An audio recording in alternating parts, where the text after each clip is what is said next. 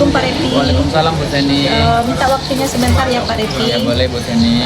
Jadi kedatangan saya di sini mendatangi Pak Repi, yaitu yang pertama saya ingin melakukan praobservasi dengan Bapak.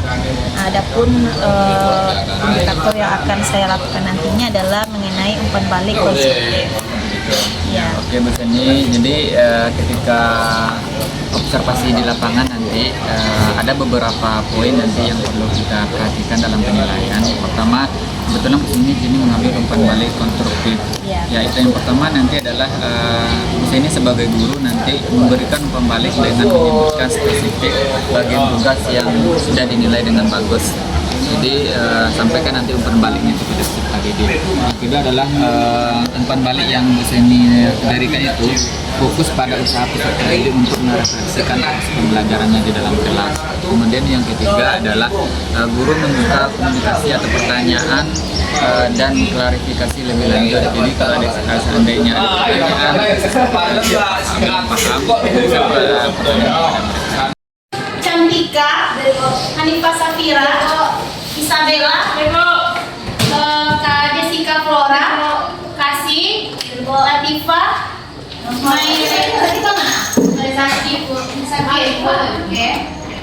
kemudian Mayreva Alfa. Sini filmnya pagi. Nah, baiklah, sebenarnya Ibu menggunakan Infokus ingin menayangkan sebuah video tentang pembelajaran kita pada hari ini, di mana tujuan pembelajaran kita pada hari ini sebenarnya adalah menganalisis kaidah pencacahan tentang penjumlahan dan perkalian dalam kehidupan sehari-hari. Nah, sebenarnya sebelumnya kita kan sudah belajar bagaimana menggunakan kaidah pencacahan dengan menggunakan dua metode. Apa metodenya kemarin? Metode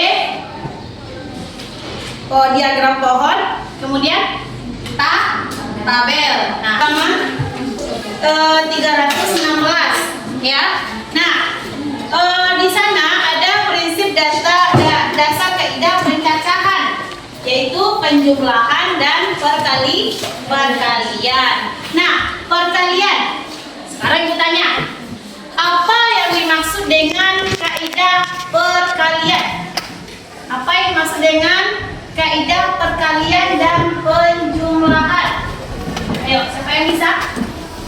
Kaidah perkalian dan bisa dipasangkan nggak? Bisa nggak dipakai sekaligus? Bisa dipakai sekaligus? Tidak. Bisa nggak dibawa motor sama bawa mobil sekaligus? Nggak bisa ya? Nah, ketika itulah kita menggunakan rumus kaidah penjumlahan. Nah, kalau di sana dari contoh yang ada nasi, lauk, buah. Nah, itu bisa nggak disatukan? Bisa. Diapakan dia? Kaidah apa yang pakai di sana? Kaidah apa? Iya, diadu-adu. Kaidah apa namanya? Yang bisa disatukan tadi? Ayo, kaidah campuran ada lagi? Hampir. Yang kita pelajari dua kaidah tadi. Kaidah apa? Putih. Mana putih? Kaidah bagus perkalian benar yang dikatakan oleh Salsabila, juga benar dikatakan oleh siapa? Olivia Rizka Aldi. Ya, benar. Sebenarnya yang kita gunakan adalah kaidah perkalian. Kita kalikan nasi putih 1, berarti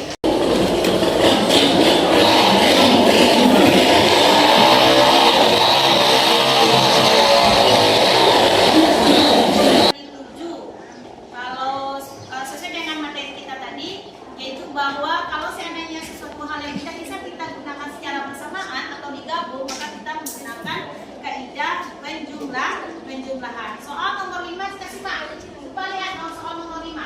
Apa soal nomor 5? Dia pemakaian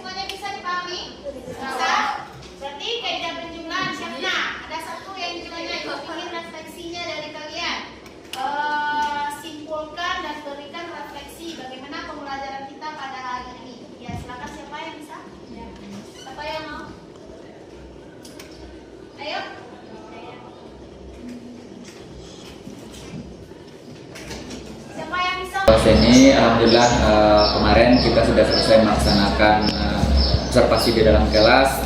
Ini kita akan melaksanakan pasca observasi, di mana pas observasi kemarin sudah terlaksana dengan baik, semua item yang diminta pun sudah tercapai. Lihat dari bagaimana Bu Seni memancing siswa untuk menyampaikan pendapatnya, kemudian juga sudah memberikan tugas, kemudian menilai apakah jawaban dari peserta didik ini betul atau tidak. Kalau seandainya tidak betul, kemudian diberikan pemahaman yang lebih lanjut sehingga mereka paham dengan tugas yang mereka laksanakan. Kemudian yang ketiga juga sudah membuat proses diskusi di dalam proses pembelajaran sehingga ada umpan balik dari peserta didik dan juga Bu Seni menyampaikan umpan balik dari jawaban peserta didik tersebut. Jadi secara keseluruhan sudah tercapai dan harapan kedepannya apa yang Bu Seni laksanakan hari ini tetap berlanjut di pembelajaran berikutnya, tidak berhenti di penilaian saja. Mungkin itu Bu Seni yang perlu kami sampaikan. Secara keseluruhan sudah bagus, sudah baik dan tetap pertahankan. Mungkin ada yang perlu Bu Seni sampaikan? Baik, Assalamualaikum warahmatullahi wabarakatuh, Pak Repi. Baiklah Pak Repi, dari mulai pra sampai observasi dan pasca pada hari ini, saya secara pribadi sangat mengucapkan terima kasih kepada Bapak karena sudah bisa meluangkan waktunya dalam kegiatan dari mulai pra, observasi dan pasca. Dan insya Allah saya akan selalu berusaha untuk mencoba apa yang saya kerjakan pas waktu observasi akan saya selalu lakukan pada proses pembelajaran yang sebenar-benarnya. Terima kasih Bu Seni. Ya. Dan tetap semangat.